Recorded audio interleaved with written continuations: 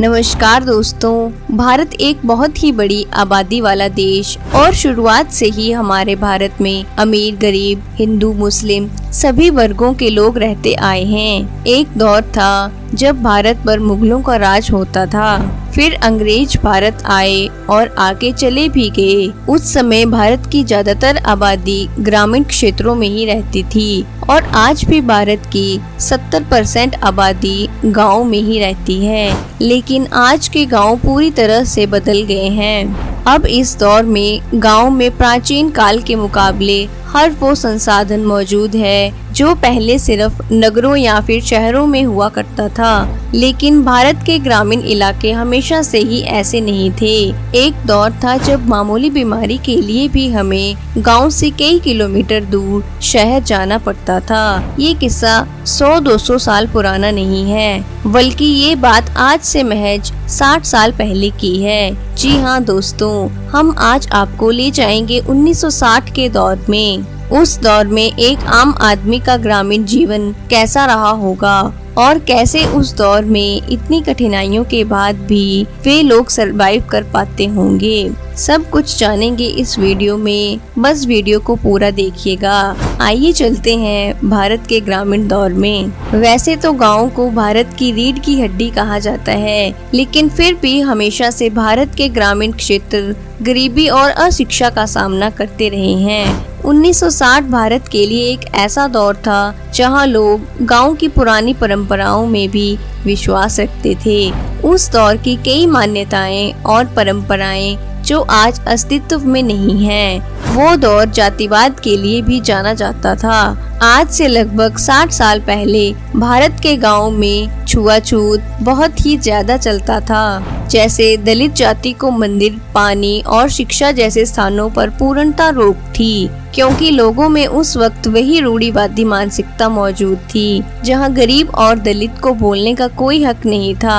आज से 60 साल पहले भारत के गाँव में पंचायती राज थे, जहां गाँव के सभी पंच मिलकर एक फैसला करते थे और वही फैसला मान्य होता था। ज्यादातर लड़ाई झगड़े गांव की पंचायत में ही खत्म हो जाते थे।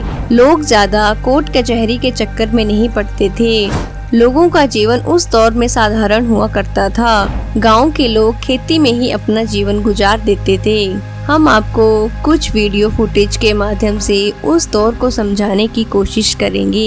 ये एक किसान है जो अपनी भैंसों को खेत से घर ले जा रहा है।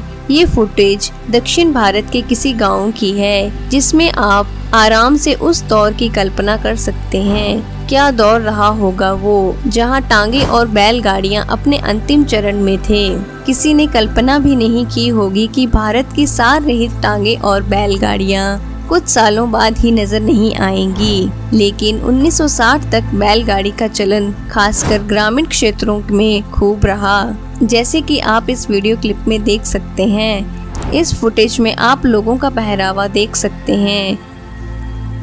यहाँ कुछ किसान अपना काम कर रहे हैं। ये फुटेज उस दौर के किसी मार्केट की है, जहाँ पर आप लोगों की भीड़ देख सकते हैं, जहाँ लोगों के चेहरे पर टेंशन नाम की कोई चीज नहीं है, क्योंकि यहाँ मोबाइल की रियल लाइफ नहीं है। ये बिल्कुल ओरिजिनल लाइफ है। भले ही उस दौर में लोगों के पास इतना पैसा नहीं था, लेकिन फिर भी लोग बिना पैसे के खुशी खुशी अपना जिंदगी गुजार लेते थे। वो दौर भले ही ब्लैक एंड व्हाइट का दौर था, लेकिन लोगों की जिंदगी रंगीन हुआ करती थी। आज का दौर रंगीन दौर है, लेकिन आज लोगों की जिंदगी ब्लैक एंड व्हाइट हो गई है। ऐसा आखिर क्या था उस दौर में, हमें कमेंट्स में बताएं और आप हमें अपनी राय भी दीजिए। दोस्तों, अब जानते हैं आखिर आज से 60 साल पहले भारत में महंगाई क्या रही होगी और उस दौर के लोगों की कमाई कितनी थी। वैसे तो महंगाई उस दौर में कम ही थी। गांव में लोग उस वक्त एक वस्तु विनिमय प्रणाली का प्रयोग कर लेते थे, लेकिन फिर भी कुछ चीजें थी जो एक किसान को पैसे से ही खरीदनी पड़ती थी, जैसे कि पेट्रोल और डीजल। आज से 60 साल पहले इन तेलों की कीमत इतनी कम थी कि आपने कभी सोचा नहीं होगा। वर्ष 1960 में 1 लीटर पेट्रोल की कीमत महज 72 पैसे थी, यानी 1 रुपए से भी कम। अब जरा कल्पना कीजिए क्या सच में वो समय इतना सस्ता था? नहीं, ऐसा नहीं है। पेट्रोल डीजल का ये रेट आज के दौर के हिसाब से कम लग रहा है, लेकिन ये उस दौर में एक आम आदमी के लिए काफी बड़ी कीमत होती थी, क्योंकि उस वक्त लोगों की कमाई भी बहुत कम हुआ करती थी। आज से तकरीबन 60 साल पहले वर्ष 1960 में एक आम व्यक्ति की औसतन एक महीने की कमाई सिर्फ 32 रुपए थी, यानी एक दिन में एक व्यक्ति 1 रुपए के आसपास ही कमा पाता था। आपको बता दें कि 1960 के दौर में भारत की जीडीपी दुनिया में सबसे नीचे थी।